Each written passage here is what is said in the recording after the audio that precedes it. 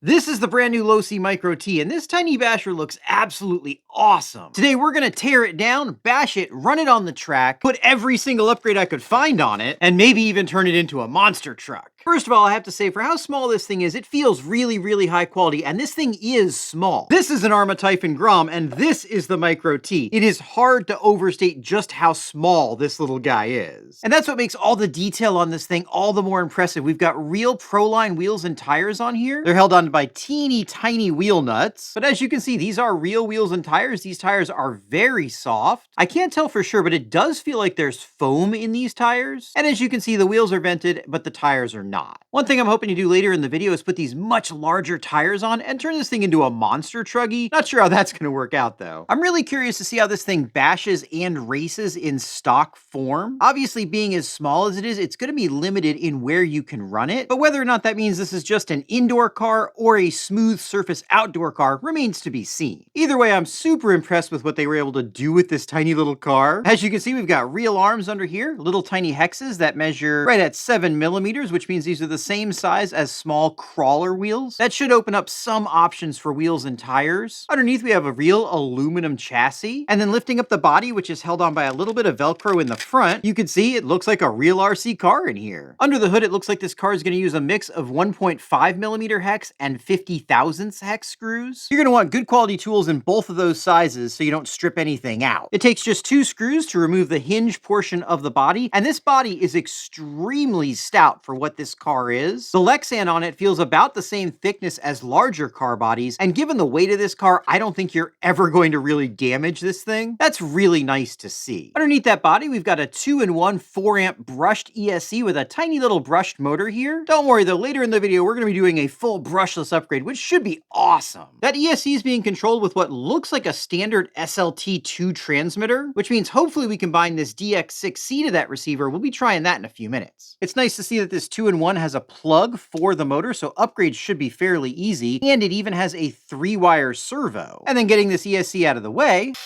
we can see it actually comes apart in 2 halves, and the bottom half stays with the car, meaning we get a close look at the electronics inside. This is pretty straightforward. We've got a little microcontroller here, which interestingly has the label lasered off of it. This is often done by manufacturers to obscure what the chip is, though I'm not really sure why it's being done in this case. And on the backside, we have the motor driver electronics, and you can see there is a bit of conformal coating on here. And as you can see here, the manual does say it has waterproof electronics. Of course, waterproof's a bit misleading. Nothing's actually waterproof. And given that it's just conformally coated, I'm not sure I'd want to submerge this board. It should be fine with some incidental moisture though. By the way, the manual also says not to lick this car, so that's something important to keep in mind. You can't actually lick this particular model. Now, powering this unlickable car is a little tiny 2S battery. This is a 350 milliamp hour pack, and it is not a smart LiPo, though you do get a little tiny 2S charger to go along with it. This is USB-C and comes with an adapter to USB-A. That's a nice touch. One thing I want to mention is a lot of these USB-C chargers can be a little bit sensitive to what you plug them into. Depending on the charger, sometimes they simply refuse to work, so if you plug yours in and it doesn't work, just try a different charger. With those 2 screws removed, the ESC plate can flip up to reveal a teeny tiny little servo. And one thing to mention, even though these screws are very, very small, so far they've all been the same size, which is nice to see.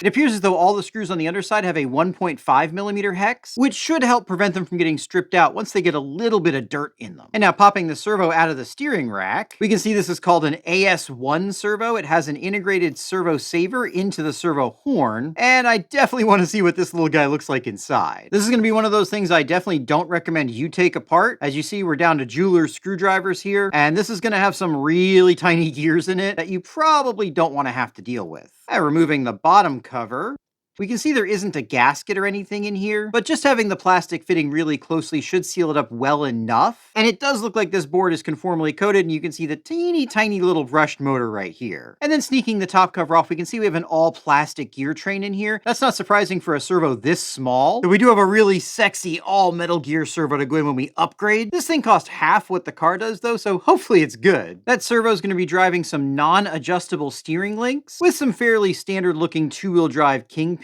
just much smaller than we're used to. Looks like the entire rear module comes off with just these 4 screws, so let's take a closer look at that. It does look like all of these bottom chassis screws are also the same length. This is very nice attention to detail that makes disassembly and assembly so much easier. With that removed from the chassis, we can take the C block off. This is just a standard little plastic C block. And these hinge pins are actually quite a bit larger than I would expect them to be. This is a great sign for durability, especially once we put big power and big tires on this. As you can see, this comes with teeny tiny little steel dog bones, which of course we are going to be upgrading to these universals. These come from Qiuxiang, which is a brand I've never heard of before, so hopefully they're going to be good. This rear shock tower is held on with 4 more screws. And as you can see here, even though everything is very small, it's all complete. We've got little tiny arms here, little tiny rear hubs with metal stub axles, and real fluid-filled shocks. There are some compromises due to size. As you can see, there is no separate lower spring perch. So to remove the spring, you have to actually unscrew the eye. These aren't threaded. They do use preload spacers. Unscrewing the cap, we can see this is a bladder-style shock, and yeah, it's got real fluid in there. Probably about 2 drops, but there's fluid in there. Pulling this cover off reveals gears with a surprisingly large gear pitch. This should be great for durability, even though they are plastic and there's no slipper here. And then finally pulling the cover off the transmission reveals a mix of plastic and metal. As you can see, the input gear to the differential is steel, and we do have a real 3-gear differential. Of course, it's not sealed, but you wouldn't expect a sealed differential in something this small. Having a differential at all is pretty amazing. And another amazing thing is it appears as though we have a full complement of ball bearings in this car, including sealed bearings where they're exposed to the elements. The bearings in the hubs, however, appear to be shielded. It's possible they couldn't get sealed bearings this small, but we'll just have to see if that's true when we upgrade these bearings. All right, guys, I'm gonna get all this put together, get the little battery charged up, and let's go see what this mini beast is capable of. All right, guys, we got a fresh 2S battery. Let's see if this thing will even handle this slightly rough surface. It actually seems to handle it reasonably well. Full throttle. Okay, it's not fast, but of course it's not gonna be fast. Full throttle. Man, it actually handles this uneven pavement relatively well, and that's probably down to the fairly sophisticated suspension on it, and I'm actually very impressed. Let's see how fast we went. 13 miles an hour, you know, that is not too bad. What this thing's really designed for is running on a small indoor track, so we're gonna do just that. We've got these tires for the start, underneath the Funko, around the tires, under the scooter, over the Typhon, and back to the beginning again. Let's see what we can do. All right, so far, obviously it feels pretty good. I'm gonna be really terrible at driving this because I'm not good at driving on a track, and I've never driven this before, but starting out slow. Oh, we got that nice jump. That was pretty good. Gonna get a little bit more speed here. The thing actually handles very, very well. We are gonna, oops.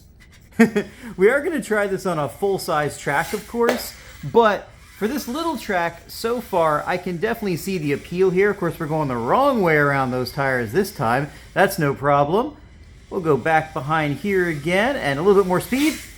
Yeah, she jumps really, really well. Now, from a bit of a different angle here, we can see the thing turns really sharply, and it's handling really nicely, and the jump landing is actually incredibly impressive for how small this thing is.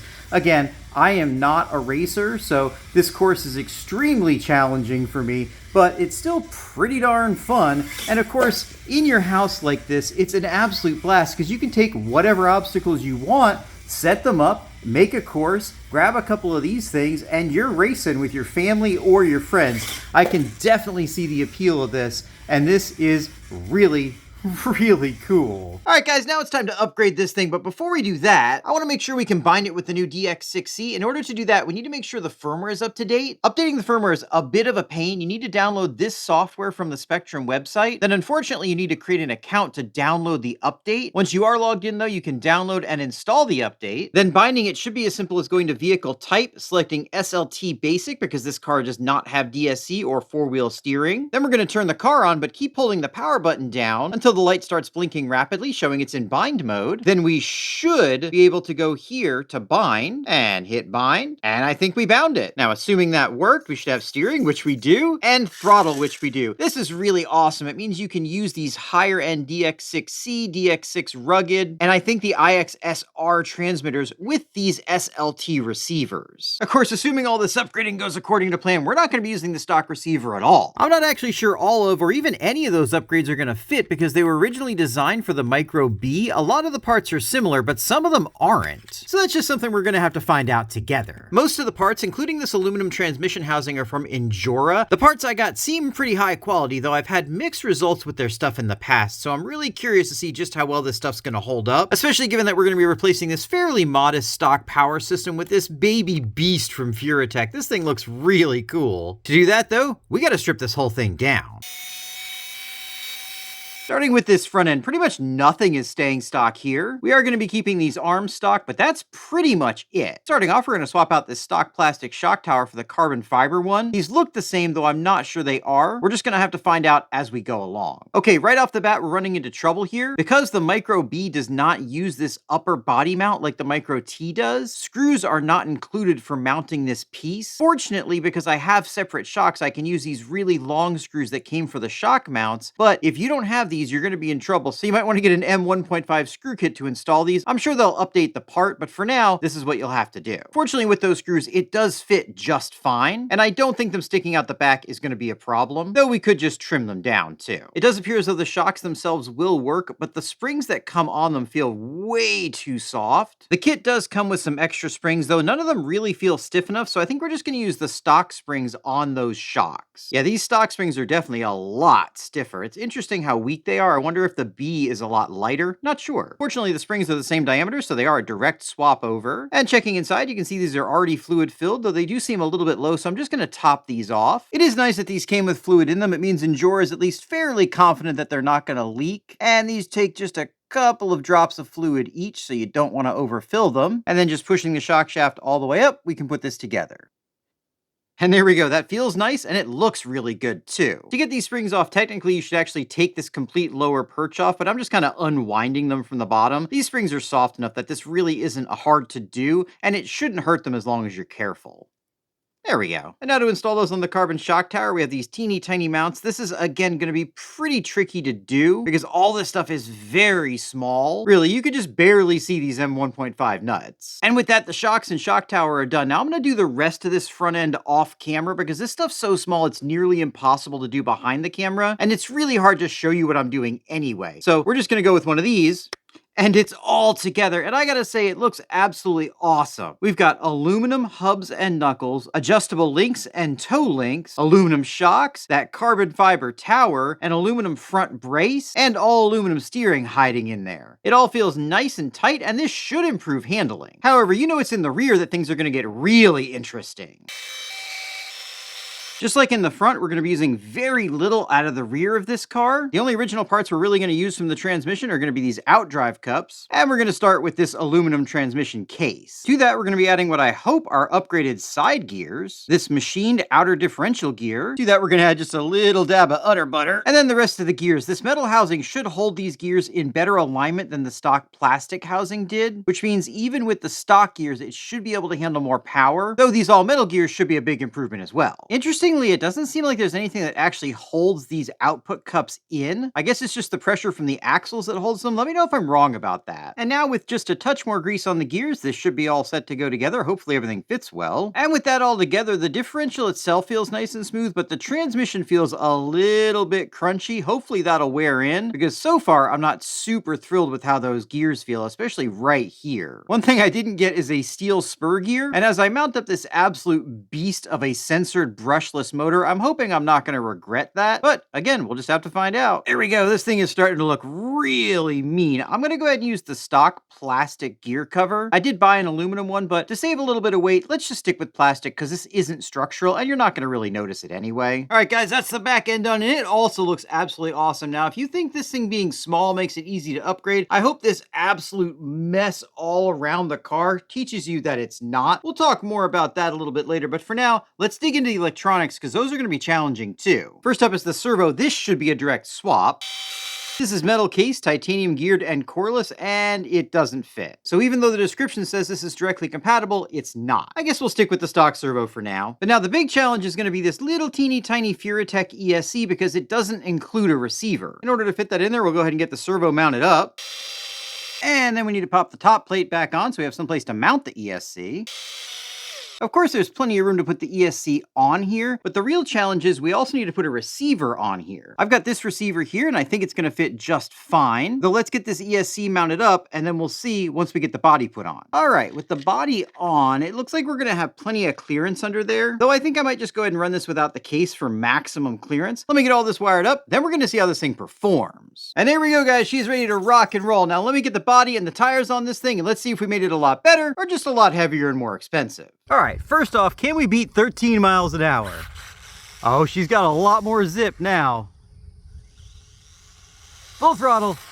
That is a lot faster. Oh, it wants to turn around on deceleration though. Full throttle. One more pass. Full throttle. Feels very, very stable. All right, let's see what we got. 21 miles an hour, that is a big improvement. Let's see how it handles the track. Obviously, this track is way too big for this little car, but we're gonna try it out anyway. They've actually got the jumps down because they're doing maintenance on the track. As you can see, even a little bump on a track like this is gonna take the car out, but at least we can get a feel for how it handles. And even though I really have no idea what I'm doing on a track, you know I'm a basher, it's still pretty fun, and it seems to handle pretty well, especially for a tiny rear-wheel drive vehicle. It's got a ton of power with that brushless system, and as you can see, when you decelerate, it does try to spin around. I probably don't have things adjusted quite like I could. Obviously, the adjustable links are going to be a little bit different than the solid links, and I really didn't do much with them. However, this is still fun, and it is handling reasonably well. I was really hoping to try some jumps out, but like I said, they don't have the jumps up right now. It's probably a good thing for this little car, as the car probably wouldn't have been able to make it over the jumps anyway. But just with what we have here, with a fairly rough, unprepared track, it really does feel nice, and it drives a little bit bigger than the car actually is. I'm kind of surprised it's handling as well as it is.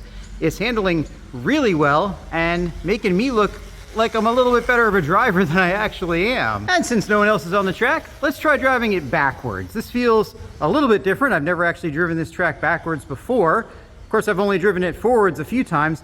However, it is really interesting. I'm driving it much, much worse backwards, which means I have gotten a little bit used to it in just the few laps that I've done with other cars on this track. Let's see what kind of a straightaway speed we can get. Full throttle.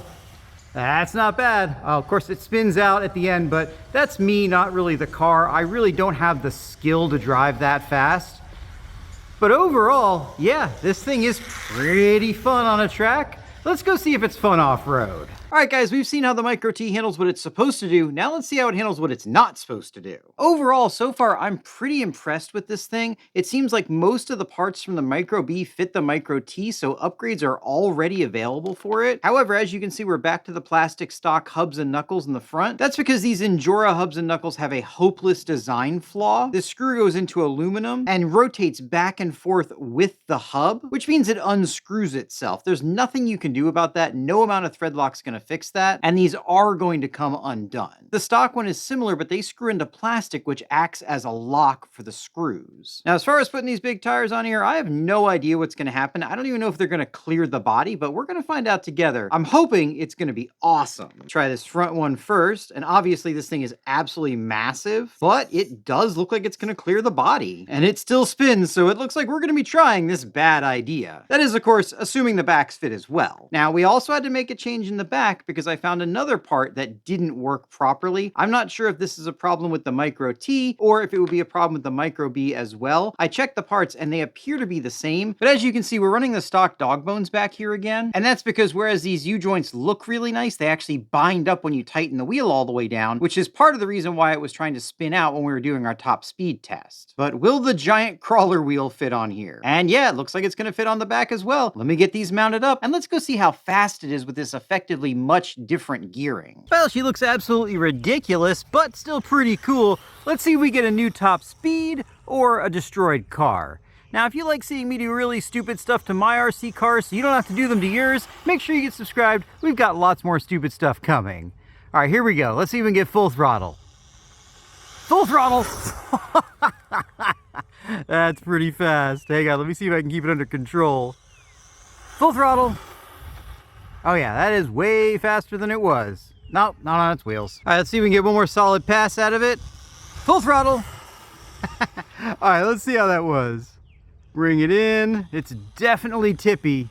30 miles an hour. Well, that's about as fast as one of these is gonna go, I bet. Let's see if it'll bash. Now, obviously, these tires in this terrain are very much not what this little thing's made for, but it's actually handling it admirably well. It's got all the power you could possibly want, and those shocks are doing a good job of keeping everything under control. This is very, very rough terrain for this poor little car, and it's handling it admirably. I've used much larger cars that did not drive this well in this same area. So far, I'm very impressed. Let's see if it'll jump. All right, guys, we've got our tall 3D printed jump here. If something's gonna break, now's when it's gonna happen. Let's give it a try. Oh, not quite. Try that again. Does like to get stuck on roots and stuff. All right, here we go. Yes! That was an absolutely monumental jump. Oh, a little bit of a flip there. Try it again. She's struggling. Hard to keep under control. Let's try that same jump, but on a bit of a firmer surface. All right, here we go. Oh, surprisingly good. Famous last words. Let's go for one more jump. I'm really amazed nothing's broken yet. Backflip? Oh yeah, backflip. That was awesome. Let's try one more. Maybe a big backflip?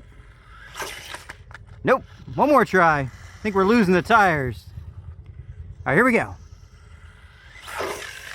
And we lost the tire. All right, let's bring it in. All right, guys, so we did finally break the car. You can see we broke a knuckle up here. And we also blew these tires off the wheels. They aren't actually glued because these are crawler tires. But honestly, this thing held up admirably well for what we were doing to it. And even though this obviously is not an off-road vehicle like that, running bigger tires on it did really increase its capability. I'd really love to see some tires that are between this and this to make it a bit more versatile for people that want to bash it, but aren't absolutely insane. These wheels are almost the same size as these tires. Overall, I'm very happy with this little car. The body's really strong. Even in stock form, it's reasonably fast. Fast enough for some spec racing and some bashing inside your house. The Furatech system definitely wakes it up. It went from 13 to over 20 miles an hour, which is a big jump. I think a lot of these Injora parts are nice, but probably not necessary for this car. Out of the box, it seems very well built and is probably the most hobby grade like very tiny car you can get right now. Overall, I had a lot of fun with this thing.